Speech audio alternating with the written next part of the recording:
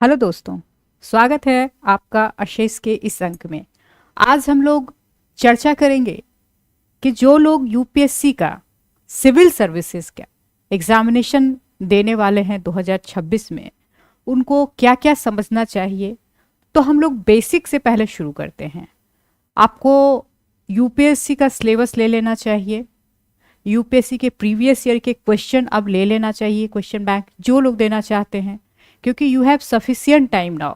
आप जो देख लीजिए, अभी है आपका सितंबर, तो अगर आपको नेक्स्ट ईयर मतलब मई 2026 में आप प्री देंगे तो ऑलमोस्ट 21 मंथ आपके पास है। उसको आप कैसे यूटिलाइज करते हैं, इस पर डिपेंड करेगा कि आपका सिलेक्शन होगा अथवा नहीं होगा।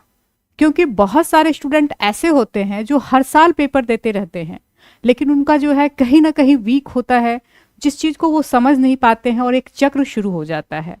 तो अगर जो लोग पहली बार एग्जामिनेशन देने वाले हैं 2026 में, या वैसे लोग जिन्होंने दिया 2024 में लेकिन उनको लगा कि हमारी तैयारी अभी ठीक नहीं है और हम 2026 में उसको अटैम्प्ट लेंगे, तो वैसे लोग भी इसको देख सकते हैं। क्योंकि हमारी गड़बड़ी जो होती है, जिसके कारण हमारा सिलेक्शन नहीं होता है, बेसिक प्रॉब्लम पढ़ाई की नहीं होती है, बेसिक प्रॉब्लम हमारी स्ट्रेटेजी की होती है। तो देखिए, हम लोग प्लान करते हैं 2026 के लिए।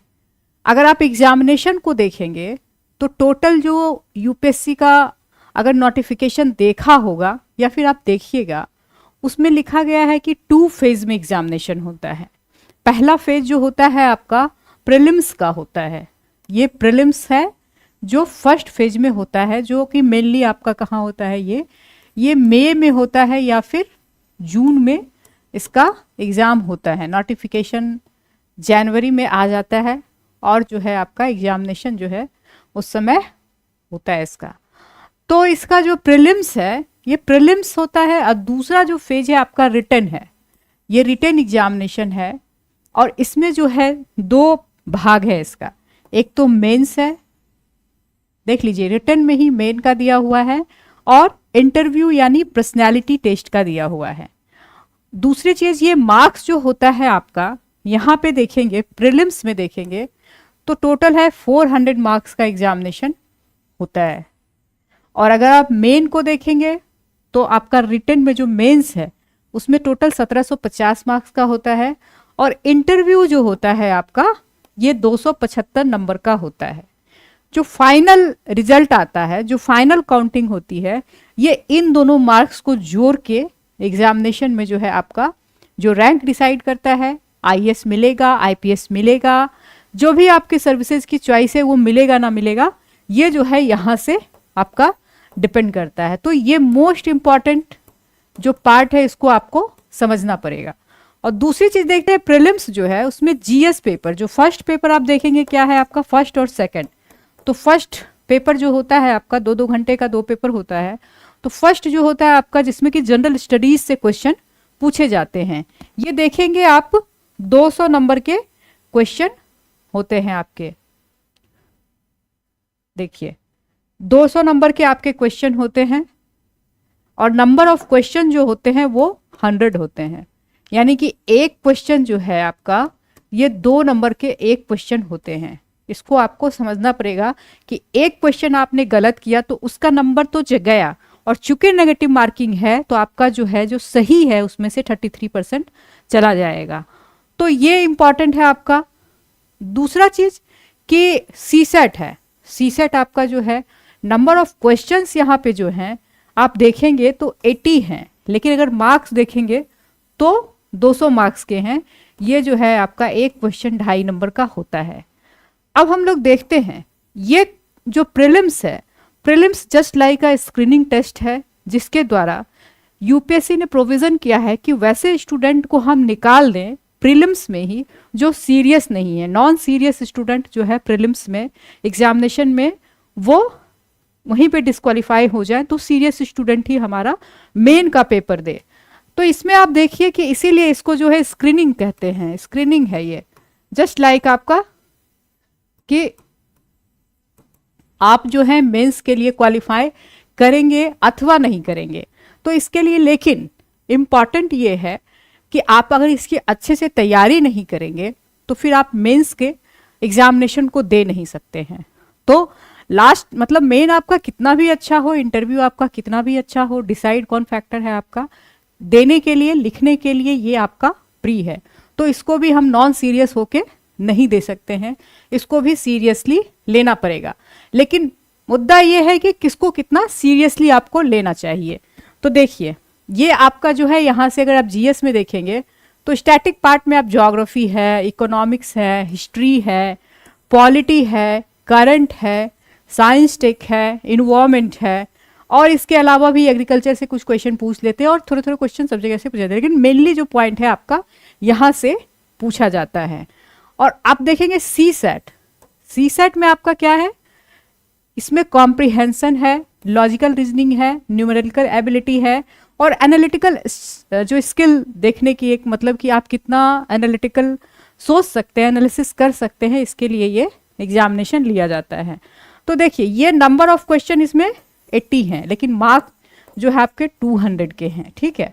तो एक क्वेश्चन 2.5 नंबर का। लेकिन अब ये जो पेपर है आपका क्वालिफाई में जो है, जस्ट आपको ये क्वालिफाई करना है, जस्ट 33% आपको मार्क्स लाना है ताकि आप जो है आप प्री में क्वालिफाई हो पाए।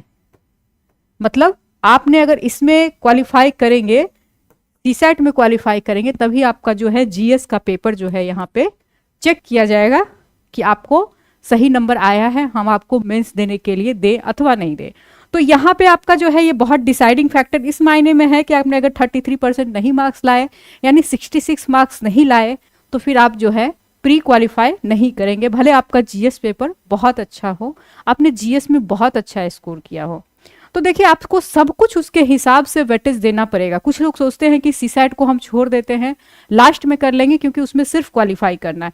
क्वालिफाई करना है, लेकिन ये क्वालिफाई का महत्व तो बहुत ज़्यादा बढ़ जाता है। मान लीजिए आपने जीएस में 60 क्वेश्चन सही कर दिए, 65 क्वेश्चन सही कर दिए, लेकिन उसका कोई अर्थ नहीं रह जाता अगर आपने सीसेट में जो है आप क्वालिफाई नहीं करते हैं, क्योंकि आफ्टर ऑल आपको क्या करना है, रिजल्ट बनाना है। तो ये पैटर्न जो है इसको हम लोग अलग अलग से समझने की कोशिश करेंगे। पहले मैंने आपको ओवरव्यू एक दिया है, जो लोग सिलेबस को नहीं जान रहे हैं तो इनको करना क्या है, यहाँ पे जो है 33% मार्क्स लाना है और 66 मार्क्स में आपको क्वालिफाई कर जाएंगे। तो आपको ये बताया जाएगा कि कौन कौन पोर्शन को आप आसानी से कर सकते हैं और कैसे किस तरह से जो है आप सीसेट को क्वालिफाई कर सकते हैं। फिर आप प्री में अगर आप देखेंगे तो कौन सा ऐसा पोर्शन है जिससे कि आप अधिकांश मतलब 55-60 नंबर जो है 55-60 क्वेश्चन जो है आप सही करने की स्थिति में रहें, ताकि जो है आपका सिलेक्शन हो जाए और आप मेंस रिटन मतलब रिटन जो एग्जामिनेशन है उसमें आप क्वालिफाई कर जाएं। तो प्री का महत्व तो इतना इंपॉर्टेंट है कि आप मेन देंगे या नहीं देंगे। अब हम लोग मेंस को देखते हैं। जैसा कि मैंने आपको मेन के बारे में बताया कि इसमें नंबर ऑफ जो आपके 1750 नंबर के जो होते हैं मेंस, इसमें आपका क्या है, देखिए ये बहुत इंपॉर्टेंट सेक्शन है क्योंकि ये जो है आपका क्वालिफाई डिसीजन करता है। इसमें आप देखिए क्या है, जीएस है, जीएस के पेपर हैं, एसए है और क्या है आपका ऑप्शनल है। एक ऑप्शनल है आपका जो कि ग्रेजुएशन लेवल का कोई भी सब्जेक्ट जिसमें आपने ग्रेजुएशन किया है या फिर कोई भी आप अच्छा सब्जेक्ट जो आपको इंटरेस्ट का लगता है उसको आप ले सकते हैं। तो जीएस देखिए यहाँ पे कितना पेपर का होता है, 4 पेपर के जीएस होते हैं, 250 नंबर के होते हैं।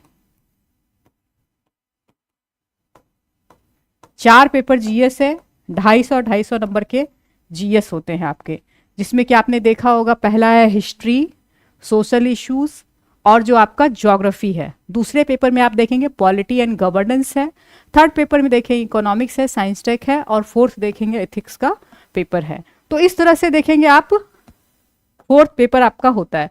इससे देखिए अकेला ये 250 नंबर के 250 नंबर का पेपर है, जिसमें कि नंबर ऑफ एसे जो है, ऐसे तो आपने देखेगा यूपीएससी के जो सिलेबस है उसमें लिखा है कि मल्टीपल हम एसे दे सकते हैं। तो इट्स मे बी कि इन फ्यूचर ये हो सकता है 3 क्वेश्चन भी 3 एसे भी दे दें, ये डिसाइड नहीं किया गया। लेकिन अभी जो है आपका देखिए 2 पूछे जाते हैं, इससे दो खंड है, एक में एक ऐसे 125 नंबर का एक ऐसे और 125 नंबर का दूसरा ऐसे। तो इसमें ऐसे में देखेंगे, एक तो आपका जो होता है जीएस से रिलेटेड टाइप से क्वेश्चन होता है, और दूसरा देखेंगे फिलोसफिकल एस्पेक्ट का क्वेश्चन, मतलब जी होता है, जिसमें थोड़ी दिक्कत आती है। और अभी अगर यूपीएससी का ट्रेंड देखेंगे तो फिलोसफिकल एस्पेक्ट वाले क्वेश्चंस मतलब ऐसे में ज़्यादा पूछे जा रहे हैं, क्योंकि उसमें आपकी जो है एनालिटिकल एबिलिटी जो है बहुत पता चलता है कि आपका जो है किस तरह से किसी चीज़ को देखते हैं, दृष्टिकोण पता चलता है, कितना व्यापक तरीके से उसको आप देख सकते हैं, कितना फलक आपका व्यापक है, कल्पना शक्ति कितनी ज़्यादा है, कितना एनालिटिकल पावर है। तो इसलिए जो है आप देखेंगे इसका वेटेज जो है फिलोसफिकल एसे का जो है बहुत ज़्यादा बढ़ जा रहा है। तो हम इसके बारे में भी चर्चा करेंगे कि इसको कैसे आप करें फिलोसफिकल एसे, और एसे में कैसे वेटेज लाएं आप कि 150 प्लस जो है हमेशा आपके नंबर आए, ताकि आप क्वालिफाइंग। आप देखिए कि इम्पॉर्टेंट इसलिए है कि आप जो है 2 ऐसे लिख के आप बहुत अच्छा मार्क्स ला सकते हैं, और उसने आपने एक स्ट्रेटेजी के तहत इसकी तैयारी की। ये हो गया आपका। फिर ऑप्शनल जो है आपका, एक ऑप्शनल मान लीजिए एक 2 पेपर होता है 250 नंबर का, यानी कि 500 नंबर का ऑप्शनल है। तो ये दोनों एरिया ऐसा है। आप यहाँ देखेंगे जीएस में जो है ओवरऑल आप सबके अच्छे नंबर, ठीक ठाक नंबर ही आते हैं, मतलब वैसा बहुत ज़्यादा किसी का हो गया तो हो गया, क्योंकि वहाँ पे बहुत सारे लिमिटेशंस हैं। लेकिन आप ये दोनों सेक्शन अगर आप देखेंगे, एसए को और ऑप्शनल को, अगर आपने इसको बेस्ट बना लिया तो आप देखेंगे कि आपका सिलेक्शन भी होगा, और प्लस क्या है आपका जो रैंक है वो बहुत अच्छा होगा। आईएएस जो बनना चाहते हैं वो आपकी प्रोबेबिलिटी बढ़ा देगी। तो इसको जो है हम कैसे फोकस करें, ऑप्शनल कैसे डिसाइड करें, ऑप्शनल को किस प्रकार से पढ़ें, ऑप्शनल को क्या देखना चाहिए ऑप्शनल में, और कैसे पढ़ना चाहिए, कितना टाइम देना चाहिए, ये भी जरूरी है। तो ये जो है आपका जीएस भी बहुत इंपॉर्टेंट है, एसए भी बहुत इंपॉर्टेंट है, और ऑप्शनल भी बहुत इंपॉर्टेंट है। लेकिन हमने अगर जीएस को किया है तो उससे हम एसए को रिलेट कर सकते हैं, और ऑप्शनल को अगर अच्छा नंबर लाएंगे दोनों में, इन दोनों को खास करके एसए में और ऑप्शनल में, तो आप देखिएगा कि रैंकिंग आपकी बहुत अच्छी होगी। तीसरा पार्ट जो आता है आपका, ये आता है आपका पर्सनैलिटी इंप्रूवमेंट, पर्सनैलिटी टेस्ट जिसको कहते हैं आप। तो हमें करना क्या है, पर्सनैलिटी टेस्ट कहिए या इंटरव्यू कहिए, तो पर्सनैलिटी बेसिकली क्या होती है आपकी कि एक दिन में तो डेवलप होती नहीं है। जब हमने डिसाइड किया कि यूपीएससी यानी कि सिविल सर्विसेज का प्रिपरेशन करना है, तो आप सबसे पहले ये देखिए कि एक सिविल सर्वेंट में क्या होना चाहिए, जिसको हम लोग सिविल सर्वेंट कहते हैं, इसमें क्या होना चाहिए, आपको क्यों पसंद है सिविल सर्वेंट का एग्जामिनेशन क्यों देना चाहते हैं, और जो है इसमें आपकी क्या इच्छा है, और सिविल सर्वेंट आपको क्यों अच्छे लगते हैं। शुरू से ही आप उस तरह से दृष्टिकोण बनाइए अपना एक सिविल सर्वेंट का। और डीएएफ इसमें जब भरते हैं उससे क्वेश्चन होता है, अब प्लस जो है करंट अफेयर्स, ये इन तीनों चीज को देखेंगे तो आपका जो है यहाँ पे पर्सनैलिटी टेस्ट जो है बहुत आराम से निकल जाएगा। एक ओवरव्यू, मतलब जो आपका हम लोग जो तैयारी करना शुरू करते हैं उससे, और जो हम तैयारी जिस बीच में करते हैं उस समय आपकी पर्सनैलिटी में भी इम्प्रूवमेंट होता है, क्योंकि नॉलेज जो है आपको बनाता है। तो जरूरी ये है कि हम जब तैयारी कर रहे हैं तो अपना दृष्टिकोण जो है बहुत वाइड बनाएं, बहुत सकारात्मक बनाएं, है ना, और बहुत ज़्यादा जो है संतुलित हो हमारी पर्सनैलिटी। 3-4 चीज़ों को आपको ध्यान देना पड़ेगा। एक तो पॉजिटिव हो, हमेशा नहीं हो पाता इंसान, लेकिन कोशिश करना चाहिए कि हमें जो है मेरे अंदर ये पर्सनैलिटी जो है अच्छी आए, जो कहते हैं एटीट्यूड आपका पॉजिटिव है, या आप देखेंगे इथिक्स वाला पेपर बहुत यहाँ पे इंपॉर्टेंट हो जाएगा आपका, पॉजिटिव है या नेगेटिव है, तो आप पॉजिटिव एटीट्यूड बनाएं। एक जो है पर्सपेक्टिव आपका बहुत व्यापक हो, ऐसा नहीं कि बहुत छोटे से चीज में एकदम उलझ जाए कि हाँ ये होना चाहिए नहीं होना चाहिए। एक आम नागरिक से आप कैसे ऊंचा उठ के ज्यादा देख सकते हैं, पर्सपेक्टिव को कैसे ब्रॉड बना सकते हैं। और तीसरी चीज जो है आपकी नॉलेज तो आपका बढ़ ही जाएगा, क्योंकि आप पढ़ेंगे तो, और उसको जो है आपकी जो स्किल है, कम्युनिकेशन स्किल, ये जो है आपका इम्प्रूव होना चाहिए। क्योंकि हम अगर जो कहना चाहते हैं वो हम कह पा रहे हैं नहीं, उसके लिए हमारे पास शब्द हैं, हमारे पास भाषा है, वो आपको जो कोडिंग डिकोडिंग आप पढ़ेंगे, आपने देखा होगा कि आपका पेपर भी है जब सीसेट, उसमें ये भी आपका एक पार्ट है। तो आप इसको देखेंगे और आपका फोर्थ पेपर ज़्यादा इंपॉर्टेंट हो जाता है आपका किसके लिए, आपके पर्सनैलिटी टेस्ट के लिए।